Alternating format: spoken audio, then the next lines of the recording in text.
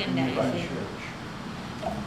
It's still Is this church, when you say it's, That's in Phillips. Yes. It's presently being renovated. these churches, were they made out of hewn coral or rock? Just rock. Because down in the papers again, some of them were just hewn coral. Pardon? They were made of big, huge pieces of coral. Yes. Yeah. That's the. Wasn't there a College one. wooden church before the stone church at St. Philip's? No, St. Phillips was always it was not as big as it is because they added on, but it was always made of stone. Now the Church of God of Prophecy, that was wooden. Mr. Jackson, he would have been my guest tonight, but he's feeling weak. He's in his 90s, and he lived in a settlement called Ora Bay. You see it on the map. And Ora Bay, he lived with his grandmother.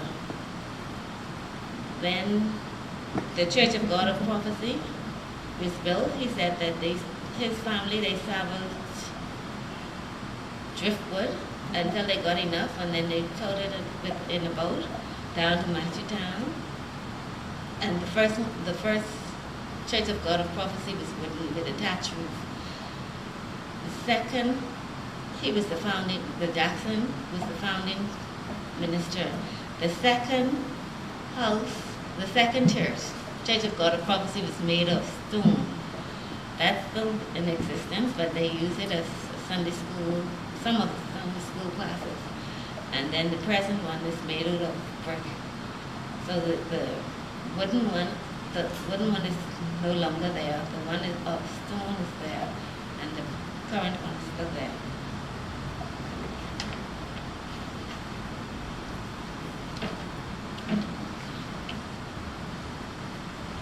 Did the Bermudians come to Inagua the same as they did to the Capers?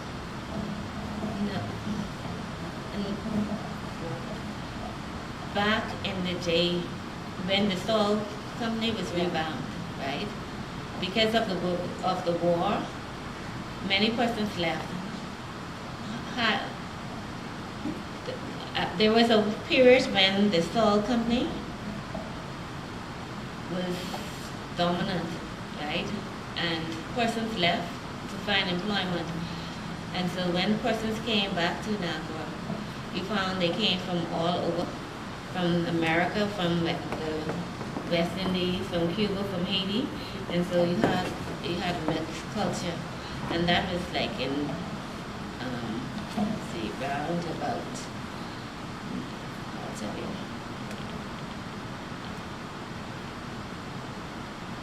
like 1849, 1850, right? When persons came back, and so you find that persons from the surnames are not the same like on the other islands where you have a lot of roles. You have persons with one title. In Inagua, you'll find that few families have the same title.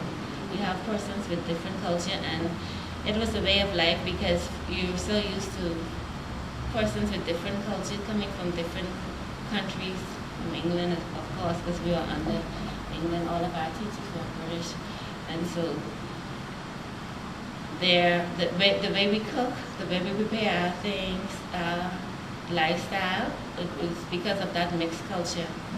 We really have a really diverse culture, and when you travel, when you go to the West Indies and you see how they prepare the things, you see certain things in the home. It's not strange because of that mixed culture that we have growing up, right? We really had a diverse culture.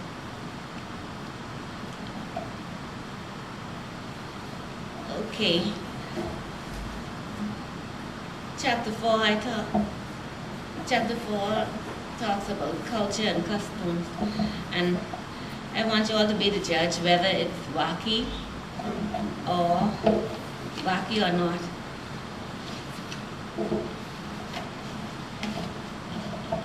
Some of the remedies that we used back in the day, Bahamians like everybody else, we always have, excuse me.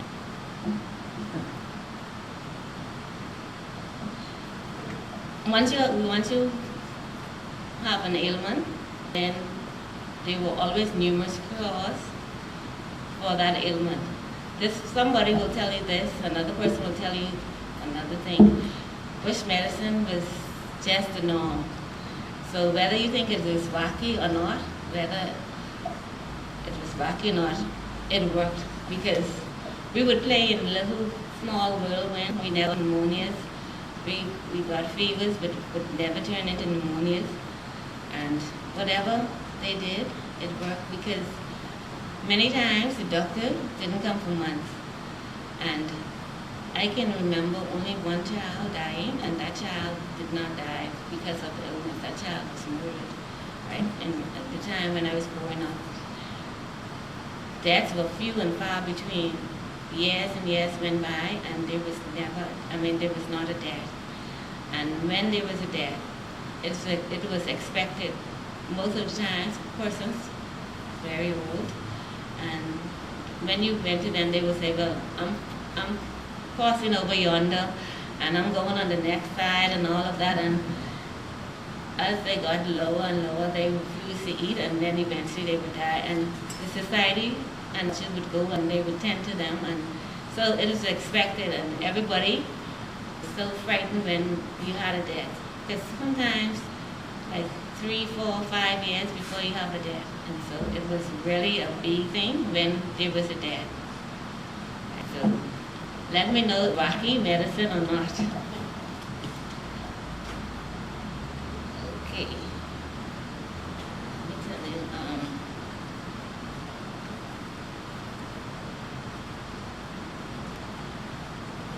okay, for persons who suck their finger or grind their teeth, played with their navel, or if their rectum itch, the children, if their rectum itch at night, indicating by them caulking up in the bed, then our parents would boil catnip, also give you some Benjamin healing oil and a few drops of green papaya with the juice, with some sugar, and that killed that got rid of worms.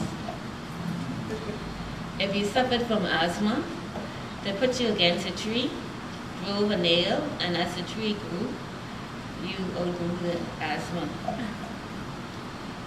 Some unconventional methods that I thought was unconventional, but we did it anyway. When persons were pregnant, they would ask the children to go get some of the ash, and they would eat the ash, said for heartburn.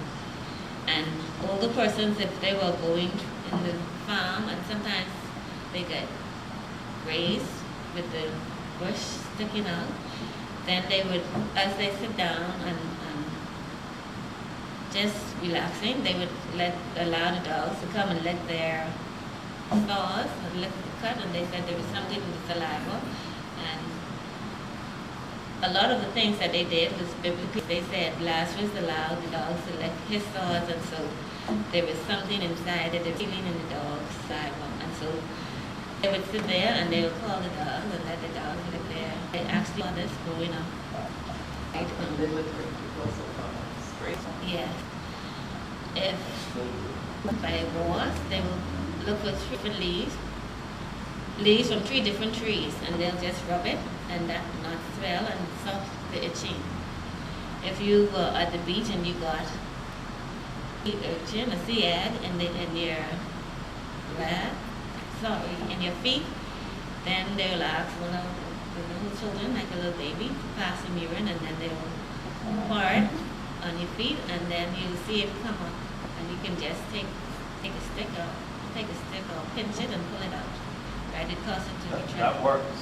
Yes. That's what everybody do that. It works. The warm urine, the little child just passed and put it on there right away, and it would just pop right back out.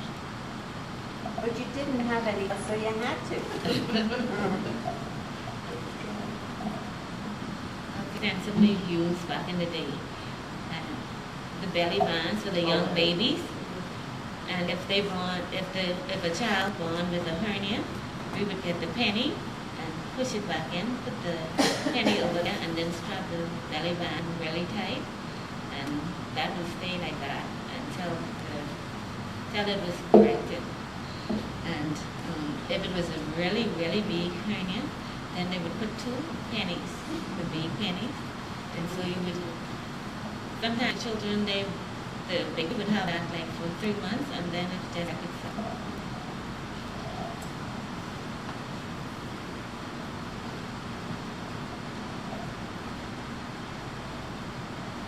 Okay. Another thing, when they had when the mothers had babies, they stayed indoors for 9 days, right? And everything had to be closed up. There was no light inside the house, and so when you took the babies out, babies had to, the sunlight, and you see them screen and close because they were in the dark.